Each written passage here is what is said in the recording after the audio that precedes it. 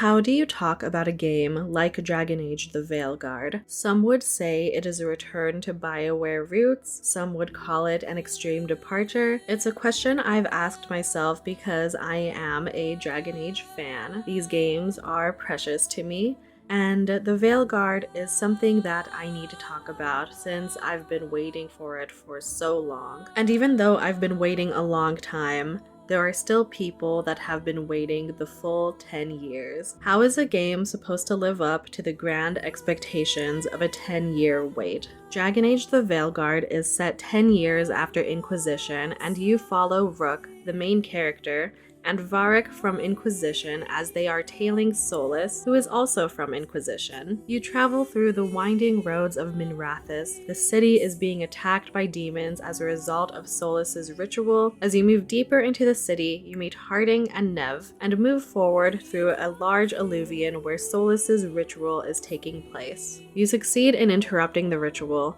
but two beings are released from a tear in the veil, and your character blacks out. You don't realize what the cost of this success is until you wake up and find out what's been released and that Solas is trapped in the Fade prison, talking to you through your mind. I played through the game in the span of 9 days, which is a little crazy, but I was really enjoying it. Throughout those days, I was having an emotional and satisfying time. The game did resonate with me on an emotional level, and this game was also just really fun. This is probably the most fun I've had playing a Dragon Age game. In my opinion, the combat is such a huge upgrade compared to the combat of Dragon Age Inquisition. Inquisition is my favorite, but I hate the combat. It feels slow. I enjoyed playing as a mage, switching between the staff and the dagger. My main complaint is that I wish the animations for the combos had some variety, but that's about it. You upgrade your Rook and companions through skill trees, with Rooks being the most in-depth. The skill trees are very similar to Final Fantasy style skill trees. Armor and accessories are still in the game and are upgraded by either buying duplicates or finding them out in the world. You can also enchant your equipment with the caretaker at the lighthouse. The technical aspects of this game are the best in the series, and I'm so impressed by how well the game ran at launch, because having a bugless game at launch is the bare minimum, but even AAA companies can't even do that most of the time. I don't have any issues with the visuals. I love how expressive the characters are, and I've always been more of a fan of stylized visuals anyway. I think that the stylized visuals really heightened the game experience for me. The world of Northern Thedas is beautiful. I love how vibrant everything is. The contrast between beautiful forest and blighted lands is jarring, but an amazing experience. I love to finally see Minrathous and Antiva because I feel like those two nations have been talked about in the past 3 games for so long, and now we finally get to explore them. This game also benefits greatly from getting rid of the open world formula. After I personally played through Andromeda and Inquisition,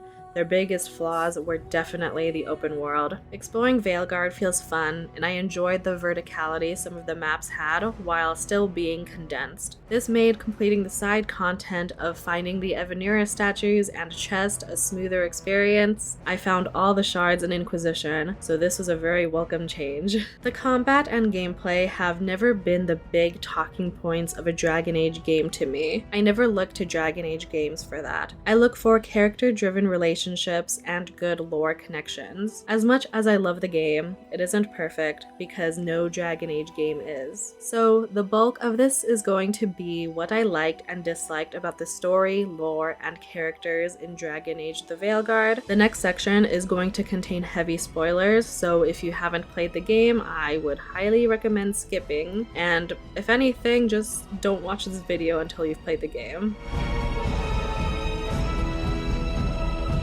The overall story of Dragon Age: The Veilguard is simple. Chase down the blighted elven gods while gathering some allies along the way. Its true strengths lie within the characters and specific missions. 2 of my favorite missions were the Siege of Weishaupt and the Blood of Arlathan. Weishaupt was the most tense I've ever been playing a Dragon Age game in a long time, the last time probably being the Deep Roads mission in Origins. Exploring the base of the Wardens under siege is depressing and also an extremely hectic experience.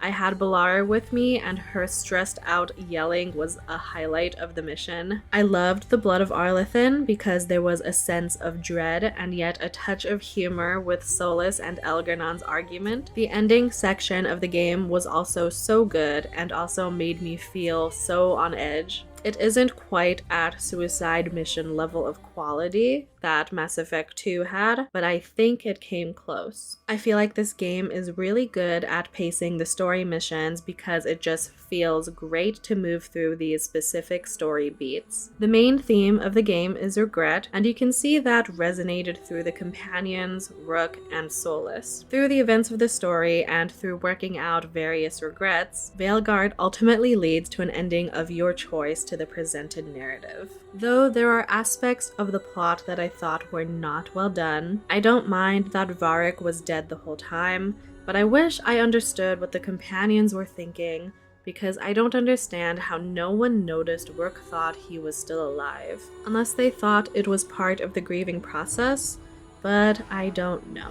I also thought the second dagger plotline wasn't that interesting, and honestly, it slipped out of my mind that they even had a second dagger or were making one, and that it was important. I felt like Gillenane and Elgernon stood out on their own already, and I understand that they needed a way to complete the ritual, but I didn't like that they could just make a second dagger. Gillenane and Elgernon are amazing villains. Gillenane is just freaky and has the best character design. I love Elgernon's voice acting and the arrogance that comes off of him. Such an upgrade from Corypheus. They really feel like a constant threat to the world, and seeing the destruction they cause in their wake is disturbing. It makes me wish that we could see the other gods and how they acted. It's so great to see these gods that have been set up for so long through various codex entries finally personified. Even seeing Solas truly embodying his power as the Dread Wolf is great to see. Your main character goes by the name of Rook, with your last name changing depending on your background. I really liked the background integration in this game. I picked Mornwatch and I enjoyed all the references to it because it really did feel like it was an acknowledged part of you. Especially when you interact with a companion that comes from the same faction, it's so fun to see. What I didn't like was the racial background integration. If I am an elf Ingolvar, which is the Mornwatch last name, how do I know so much about elven religion? What is the point of being able to not pick a Valisleen? So we are aesthetically a city elf, but everyone still worships the elven gods. You can argue that city elves might know about the elven gods now after 10 years, but I think that's lazy. Most of them never worshipped the elven gods and were conditioned to worship the Maker. Besides that, my take is that Rook's personality is comparable to the Inquisitor, which isn't really a bad thing to me. And if you are saying that the Inquisitor has more of a personality, I think you are projecting your personal Inquisitor too much onto what we have in the canon, especially since we've been playing around with them for 10 years. And I'm calling myself out here, I really love my Inquisitor. The Inquisitor also has the benefit that they can talk to more NPCs outside of cutscenes, which was taken out in the Veilguard, so you naturally hear their voice more, but that doesn't mean that they have more of a personality. I stand by that the level of personality Rook has is comparable to Inquisition, and that's not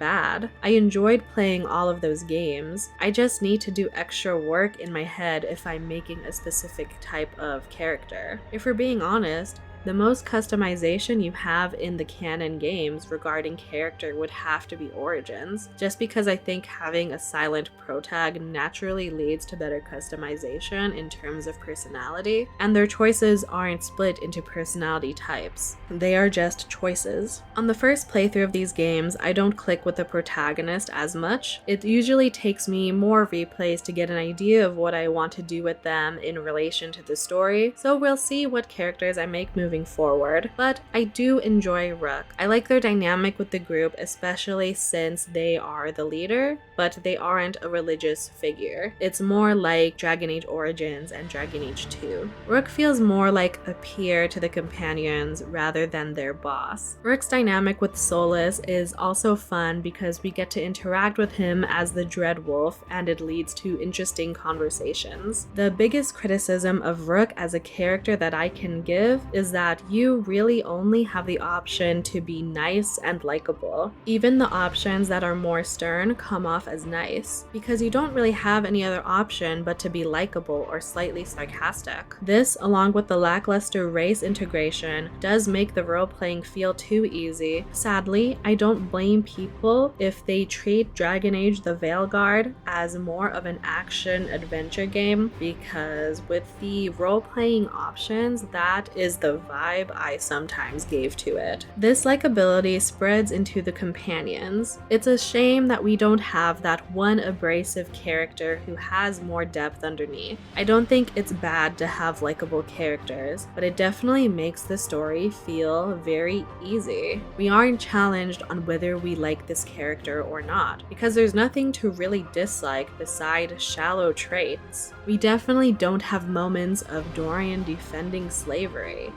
Vivian saying that the circles should exist, Cassandra saying that elven religion is stupid, or Oghren constantly harassing your companions.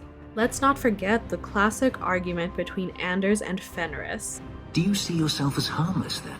An abomination who would never harm anyone? Like ripping someone's heart out of his chest? I did that at the behest of no demon. So we agree that it doesn't take a demon for someone to be a vicious killer. There are still moments between a lot of these characters that I love. I really enjoyed how companion quests were done with this game. I like how natural it felt doing the outings and conversations with the characters. As much as I miss the out-of-cutscene questions, I enjoyed this different approach because it did just feel like friends hanging out rather than you doing the camp check-in. Skipping rocks with Nev was one of my favorite companion moments just because it was so simple, but she was so vulnerable in this moment. Her struggle with how she wants to continue to help her city versus whether her city deserves to be helped is very relatable. I loved Harding's struggle in how to react and feel about the disturbing news of their history and how the dwarves should move on from it. This also relates to how Belara questions how to move forward with Dalish beliefs when they have these horrible gods that have destroyed an entire race of beings. Her questions regarding what knowledge is good to keep versus what should be forgotten has always intrigued me. I can't talk about the characters without talking about the codexes. I loved how codexes were done in this game. In past games, the codex entries are just that, entries from books, notes, and other resources. In this game, there are codexes from the companion's point of view, or codex entries that have annotations from the companions. Please take the time to read some of them because they are so good, and you get even more insight into how these characters interact with each other. You even get insight on the elven gods, which was so cool to read. The correspondences between Solus and Elgar'nan and Gillenane are so interesting, and it's a very cool window to the past. We might have gotten some of these in the past games, but I don't really recall any. The closest thing is maybe the war table missions, but I really loved this, and I hope they keep this in future games. I don't want to do a deep dive on every character, but I feel like I'll have a better opinion on the characters after another playthrough, but I want to talk about a couple. I loved Belara, and I'm not gonna lie, I was already taking a liking to her because she is an elf with Asian features. Her arc was also very good, and I loved her personality. She's such a sweetheart, and it's so satisfying to see an Asian in this game. Dorian is based off of South Asian features, but honestly, I didn't know that when I first played Inquisition. But that's my bad. I'm veering off onto a tangent, but I've headcanoned for so long that my Inquisitor is Asian, and in this game I could finally make them Asian, and it was so rewarding that I didn't have to fight with the character creator to do it. Back to Balara, I really liked her story about having such a lack of faith in her abilities due to her regret over her brother's death. Older sister energy. I also really enjoyed that her quest was centered around a forgotten one. Even if the execution could have been done better, her brother coming back after her heartbreaking monologue about him was a bit jarring. But Anaris was so sick, and I love getting more Forgotten Ones lore.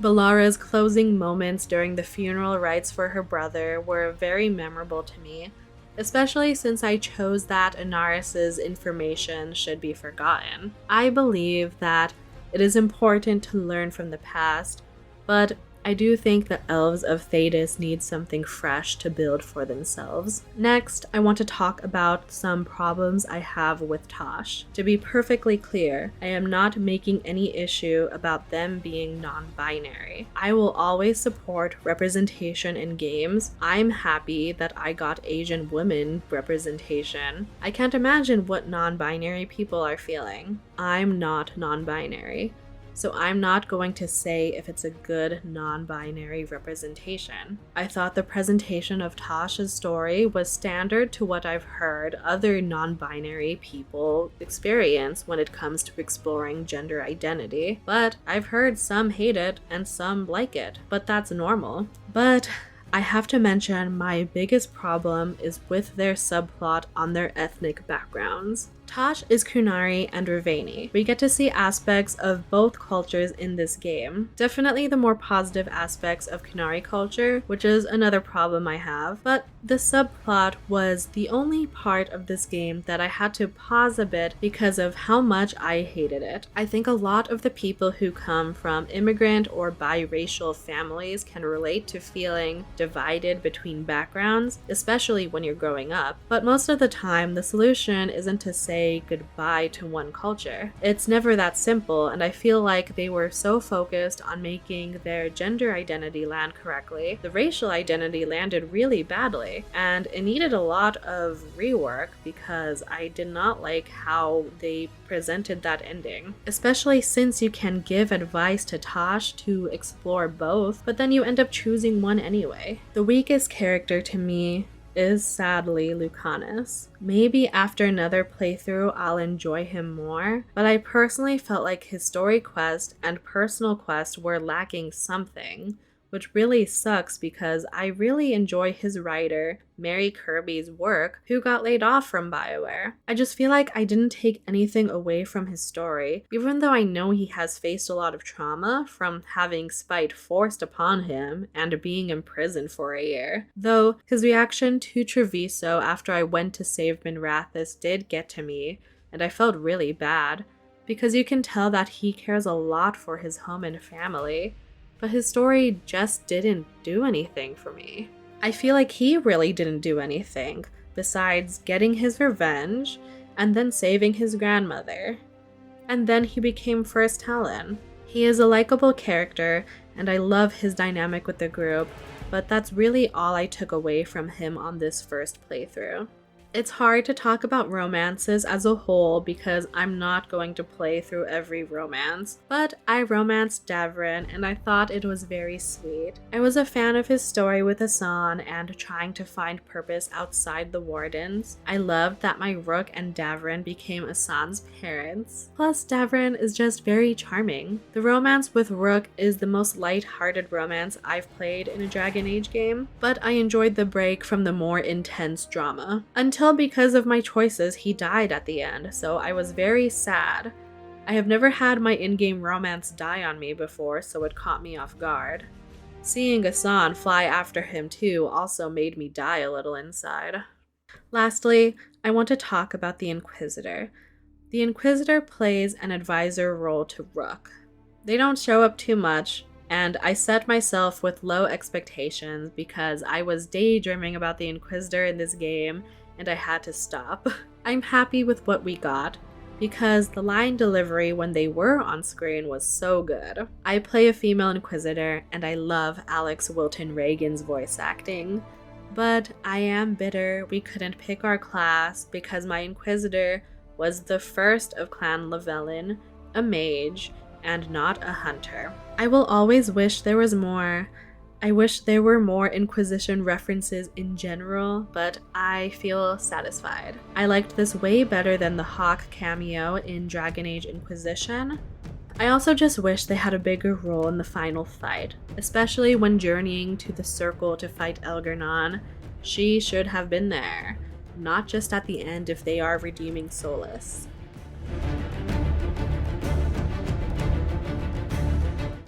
I really loved the game and story, but the more I sit with it, the more I wish there was more, especially when we're talking about the lore. The overarching experience of the game is fun and very flashy, but when you think about the details, you are able to poke more holes into things. I just want to make it very clear that I don't believe the game suffers from going woke. Honestly, that's one of the worst critiques you can make of any media because it's so boring. Bioware has been exploring more progressive themes in all their past titles, so why would they stop now? I wasn't around for Origins release, but I'm sure the news was making a fuss about the gay people in that game. I'm sure people had something to say about Krem being trans in Inquisition. A valid critique is that some aspects of the lore are more consumable for the masses now. Bioware wanted to make the game accessible to a wide audience, and that is one of its pitfalls. They will slightly hint at the darker aspects without ever going too deep into it.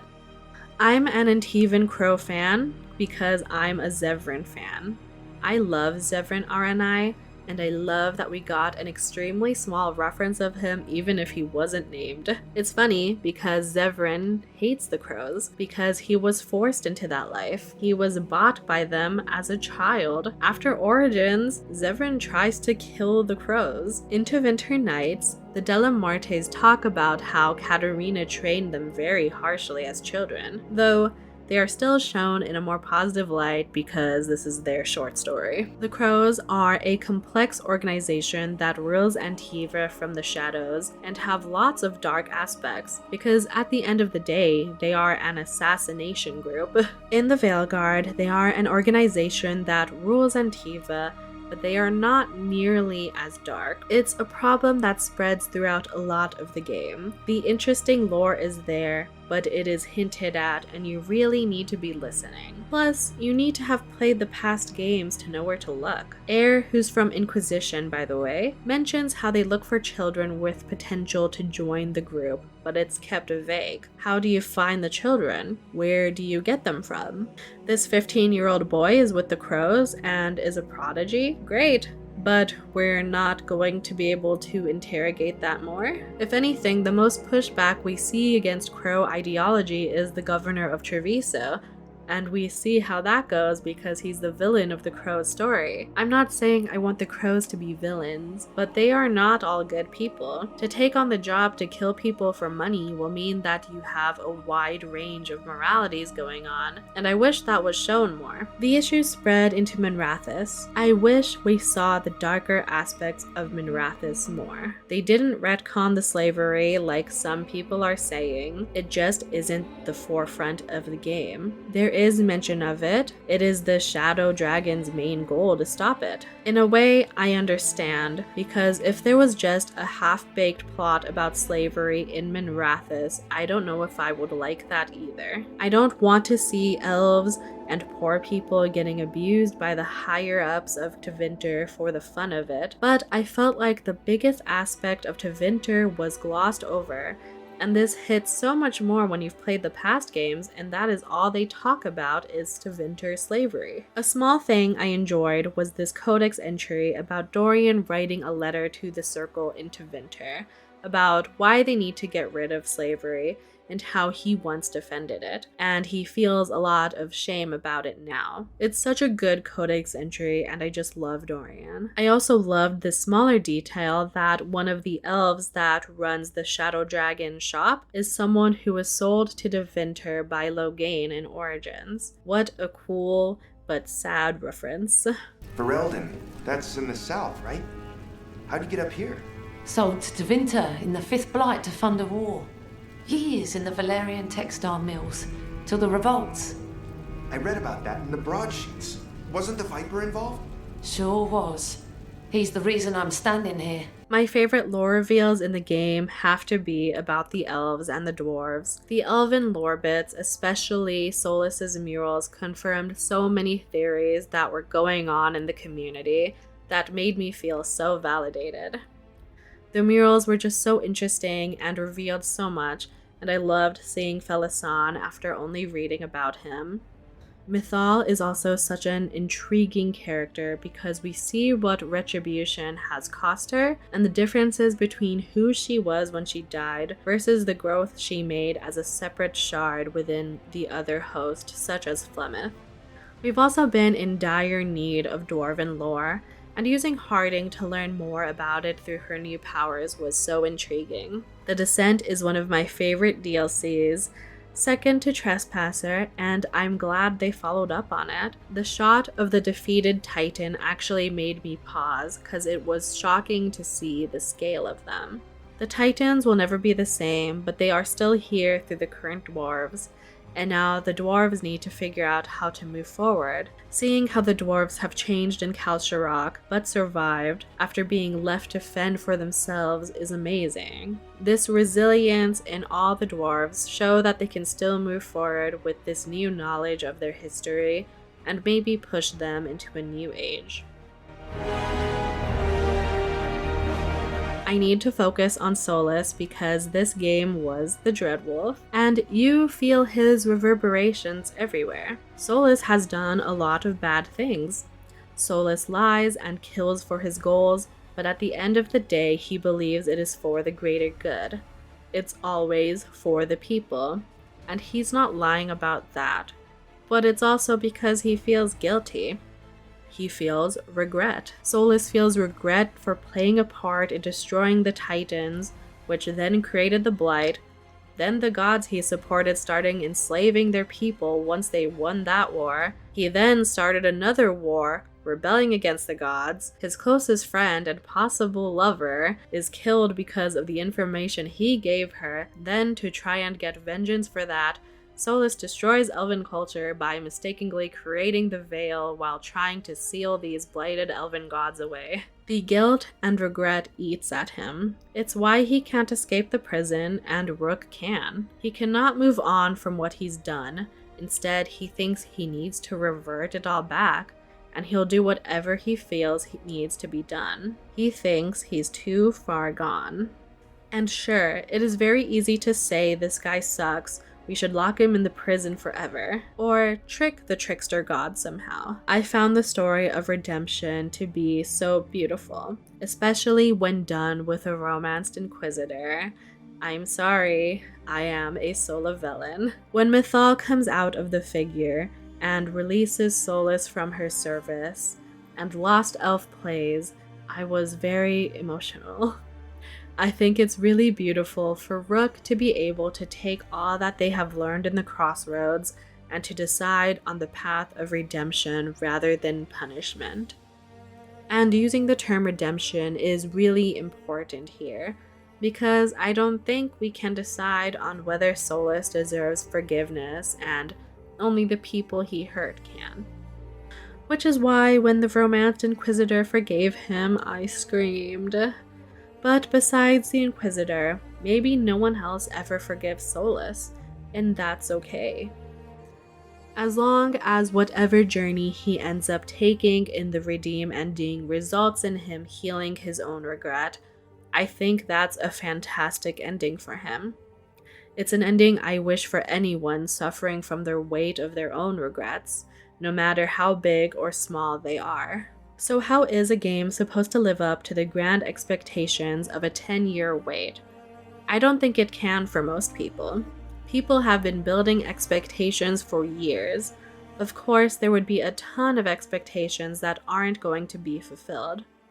When aspects of the lore have been brushed over and past decisions not referenced at all, of course fans will argue whether this game checks all the boxes of being a Dragon Age game. To me, this hits the core of a Dragon Age game, a story about the characters and their struggles and how they can move forward from there.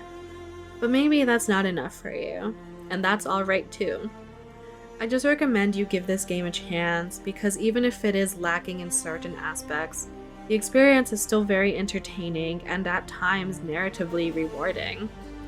I know plenty of people who have tried this as their first Dragon Age game and enjoyed it. I have plenty of problems with this game, and I have problems with the past 3, but I still loved the experience I had, even if this game didn't go above my expectations. I don't know what the future of Dragon Age is, but it does feel like this arc of Dragon Age has ended. If Bioware continues to make narrative games, which I wish that they can, I just want a game where Bioware can do what they want without being pushed to cut so much of their vision. I wonder what the Veilguard could have been if they never had to switch to multiplayer and back to single player. But at the same time, it isn't productive to wish and want for a version of the game that just doesn't exist. I am impressed with what they were able to do, and it just follows the trend of Dragon Age having horrendous development cycles, but making something memorable despite it all. The developers and writers of Bioware and the fans that supported it are the heart of the franchise, and even if this game didn't reach a broader audience, I will stand by that the series has created something special. These imperfect games have shifted how I view gaming and art. This series and the fandom inspired me to write again, and despite it all, I think that the Veilguard is a worthy addition to the Dragon Age series. It is a piece of a larger series that will be a favorite of mine for a long time, and I know that whenever I feel like going back to it, I will always have these 4 games to return to and experience these characters' stories once again.